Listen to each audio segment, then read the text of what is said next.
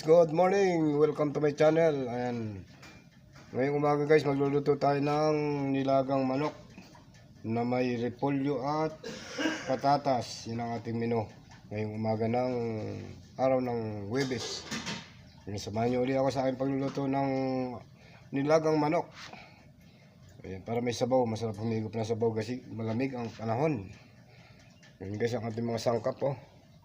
Meron tayong patatas, garlic, bawang, ayan. Merong luya, onion, ayan. Tapos meron tayong magic sarap. Yun ang ating mga gagamitin. Meron din tayong repolyo guys. Gagamitin natin sa ating nilagang manok.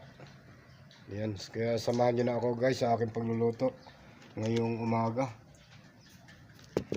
Mag-ano na tayo ng pwede tayo ng kawali o kasirola. Ayan, umpisa na natin pagluluto guys. Lagyan natin ng mantika ang ating kasirola. Painitin na natin para malagyan ng mantika. Alright. Ayan, nag-umpisa na tayo magluto guys ng ating tinola. May apoy na oh. Ang ating kasirola.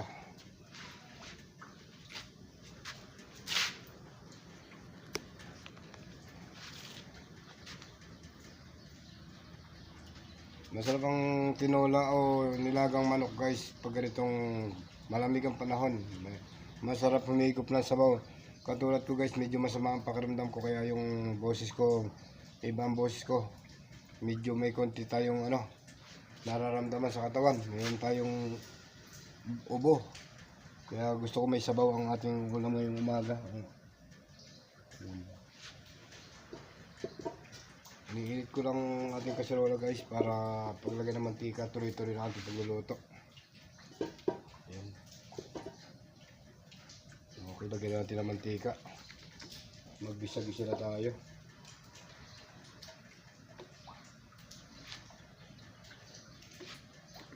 Hindi na natin nadamihan ang mantika, bahagya lang.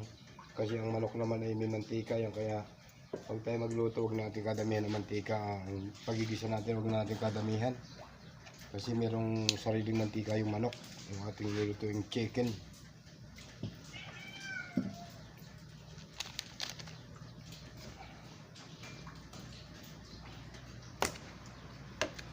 Gagamit din tayo ng ng tubig guys. Meron tayong nakahandang tubig dito. Ito tubig. Mga 1 liter na tubig gagamitin natin. 1 liter and a half.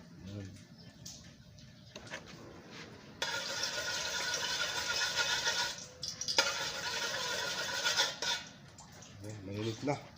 Umiinit na ating pinapainit na mantika sa ating pagluluto ng tinola. Ilalagay na natin ang ating repolyo guys, ang ating patatas. Sabay na natin sa paggigisa ng manok para sabay sa paglambot. Saka natin tatakluban. Patatas muna na ayuhuli natin ilalagay ang ating repolyo. Ito yung ating repolyo guys. Pag natin na maluto yung manok guys, saka natin ilalagay yung ating repolyo. Lagyan natin yung asin.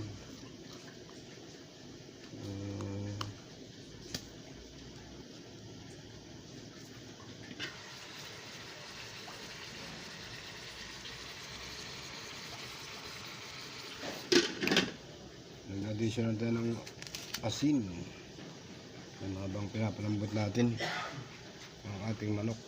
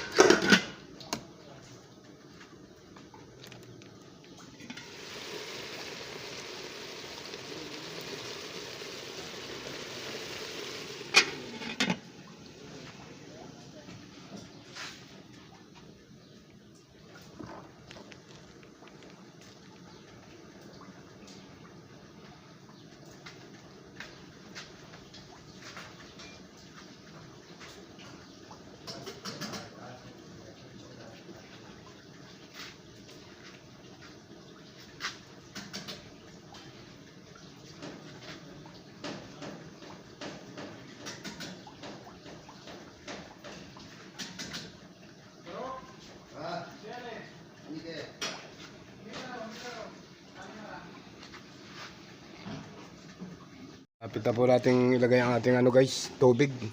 Maglalagay na tayo ng tubig dito sa ating ginigisang manok. Ayan. Ginisa-gisa muna natin guys ang ating manok. Para tubig naman. Lagyan natin ng tubig yan.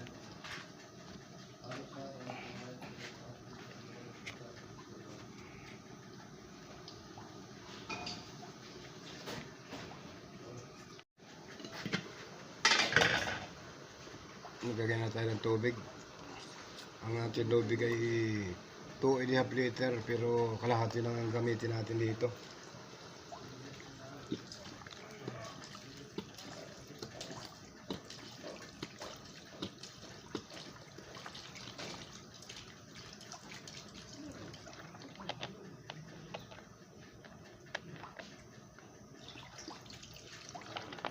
Halos maubos yung puno pa nito guys kasi malaki yung kaserola natin. 2.5 liter ba ito? Yung ating tubig. Tapos takpan natin. Lalagyan natin ang asin guys.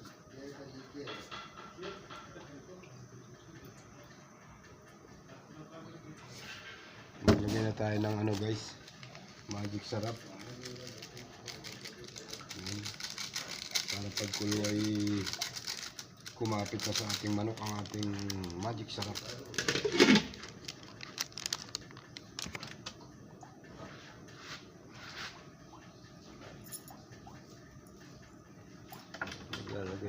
Maglalagay din tayo ng konting paminta guys. Paminta.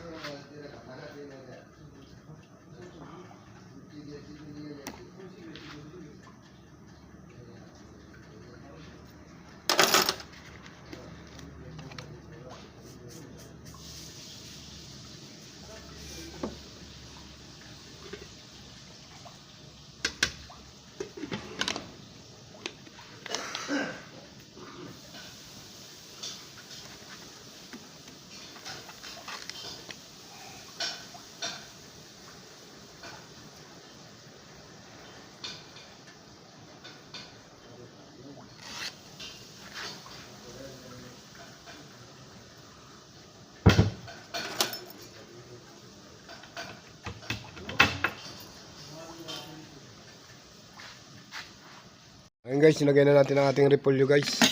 Sa ating pakukuluin uli natin yan, panibagong kulo. Para maluto ang ating repolyo. Tapos, after nang maluto ang repolyo guys, okay na yan. Luto na lahat. Nandiyan guys ang mga sangkap yan, Ricardo. Nandiyan na lahat. Mga asin bitchin. Magic sarap. Nandiyan na lahat guys. Ayan. Yan ang ating menu for today's nilagang manok. With patatas at repolyo. Hintayin lang natin maluto guys ang ating pinapakulo. Ayan, at tapos na tayo magluto guys para na nakuluan na yan ng mga 10 minutes guys. Ayan, okay na yan. Parang iba na naman yung kasaro lang yan.